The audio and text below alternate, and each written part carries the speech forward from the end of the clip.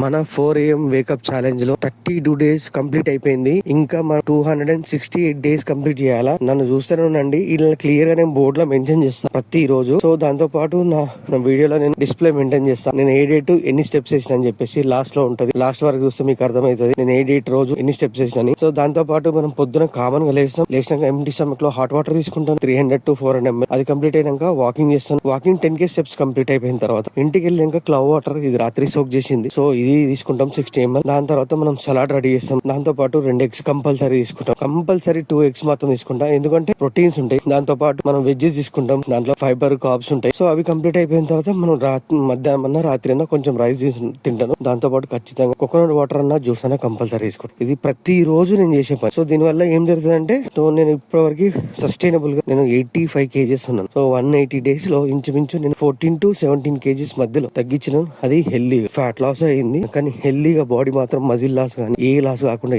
మీరు కూడా ట్రై చేయండి, ఖచ్చితంగా వెయిట్ లాస్ అవుతారు. ఒక్కసారి మైండ్ లో డిసైడ్ అయితే మీ మాట ఎవరు. లవ్ యూ ఆల్, రేపు కలుద్దాం.